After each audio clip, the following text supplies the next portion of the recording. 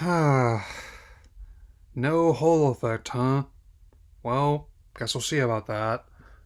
And I at least get. And as for like the value proposition, and I can at least argue that in Ninty's case, I'd be a bit more inclined to believe them compared to the EAs, the Ubisofts, and Eidos and Blizzard of the world. I mean, all of whom have pledged support behind the new console. I reaffirm, even though it's been a very exhausting week since the direct, that my plan is to pick up the system at the earliest in 2026, when and or after Pokemon Generation 10 comes out, which is basically what I did with 3DS, which was in 2013 when Pokemon X and Y came out. I got my first one on Y around then.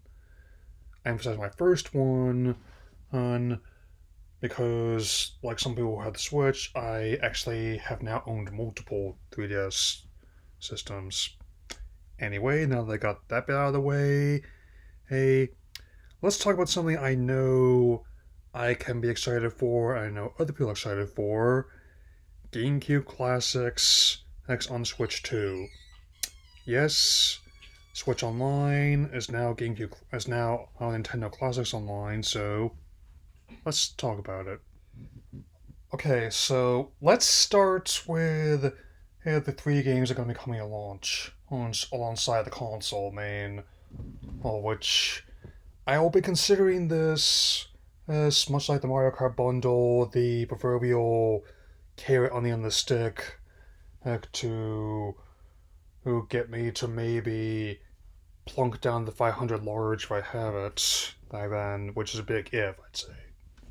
And and that would be, as you can tell by my sweatshirt and my plush, The Legend of Zelda and Wind Waker, and I do not think it's going to be precluding the possibility of an HD reversion coming system, because that's really not how distribution works. What I can say is that the whole discourse over Donkey Kong's new designs that they haven't heard when they were talking about this game coming out. And while a lot of people were making an angry forum posts online and actually doing the old-fashioned way, sending in some a pretty foul mail to gaming magazines, and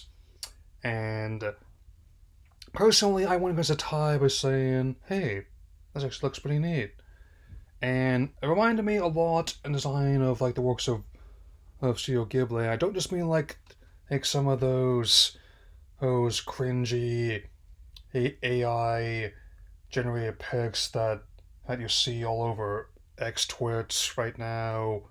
How I mean like actual Ghibli, and naturally, not only has the style held up much better than the Space War preview, which that looks considerably dated. There was at least looks consistently dated with other stuff that's shown off at that time frame.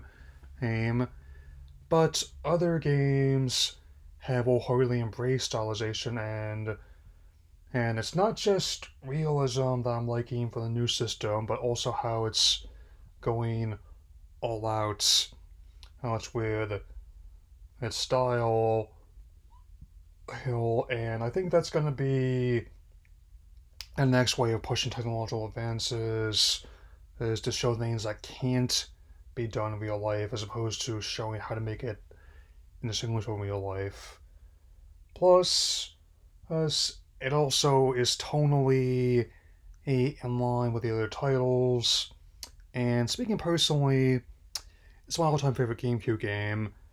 I may even do a video on why in the near future, in the likelihood.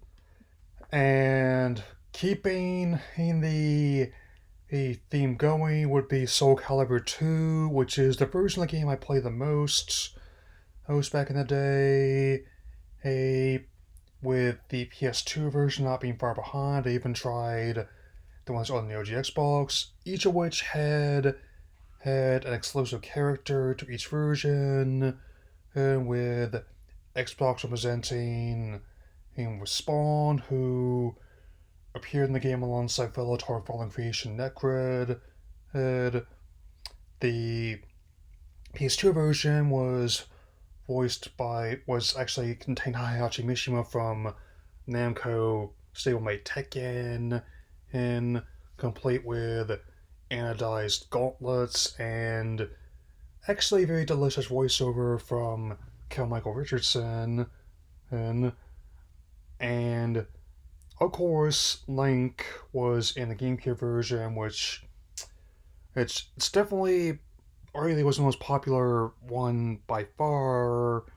And I looking forward to playing it again, especially given how reading some of the old game magazines used to have that were archived online fairly recently. Big shout out to the museums that help do that. Let's just say I just now got referring to, because I only fairly recently became aware of the secondary meaning of the term hacking, so to speak. Yeah. And let's just say that it's not going to be the only chance that beloved titles from one of Nintendo's most underrated consoles will have to shine for both existing players and the new generation. Alright, so to round out the launch lineup for the service to party like it's 2003, F-Zero GX, which to this day remains the last console installment. I mean, we had AX in arcades, as well as the Japan only for a time F-Zero Climax, and also the Battle Royale F-Zero 99, which I've been dipping in and playing more. And let me say this. Yes, I mean, it's definitely one that is quite tough but quite fun to this day. There's still quite the active competitive circuit for the game, much like there is for competitive Mario Kart. And heck, even though I never really played Kirby's Air Ride too much, I at least understand and why they managed to somehow make a competitive circuit for that, and the fact that they're going to be developing like a sequel or spiritual successor for the new system. Now, let's talk about how the future waves of titles coming into the service. On top of the three titles just mentioned and launching with the service and the new console, there are going to be a selection of titles from across the console library. I mean, we have big ones like Super Mario Sunshine, which may not be my favorite 3D Mario title. I always consider it to be like an interesting middle installment between the groundbreaking Super Mario 64 and the otherworldly Super Mario Galaxy on the Wii. But they did a good job with it on the Mario 3 All-Stars collection, which I still have knocking around 5 years ago, which sure, they didn't do like a full remake on the Odyssey engine, but I didn't go in expecting that. And I liked how they gave the game widescreen 1080p support, neither which the original release was capable of. I'm no expert, but even I know, you can't just change something from 4:3 to 16:9, like that. You gotta consider the difference in the aspect ratio. Super Mario Strikers, which is something like a cult following on their soccer game, or football for those across the pond. What I mean, I think there might have been and some American Plans for American Football League spinoff as well, not counting maybe some of the Mario Sports Mix ones, but the plans fell through. Just like how there was originally going to be like a volleyball or wrestling hybrid title, oh, but they ended up vetoing that on the grounds it would have been quote unquote too violent. There was obviously before or the contact mark Super Rush, obviously, a and we also have Fire Emblem Path of Radiance, which is quite good. I mean, with the appearances of Marth and Roy as unlockable characters in Melee. Hey, fingers crossed on that coming at some point in the future. Or that naturally generated interest in the franchise here, and also introduced a whole generation of players' unique blend of turn-based strategy, role-playing game, and oh yes, even some mild elements of a dating simulator as well. Oh, and given how the game wasn't a huge hit, to the point where copies online can easily go for three figures, even without the box or manual or anything.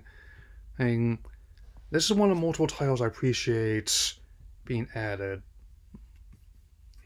Luigi's Mansion, and which of course launched with the console all the way back in 2001, and while initially faced some resistance for not being a mainline Mario title, something which had launched with or near every Nintendo console up to that point, over the years gone to undergone reevaluation and is seen as a worthy spin-off, one that garnered her two very well-received sequels, also that, and actually works pretty well on its own for like a family-friendly Resident Evil game, in respects, and definitely, even though it's not my favorite one of the launch window, that will probably go to play dead heat between Melee and Rogue Leader, Rogue Squadron 2, who consistent talk is happening about those titles as well. I've always want to have a soft spot for, and I will say that it is a title that lends itself quite well to like an animated spin-off, even as like a TV series for Peacock, something like that, man, or whoever ends up getting the rights, so to speak. I just would like one thing if that happened, to keep Charlie Day as Luigi.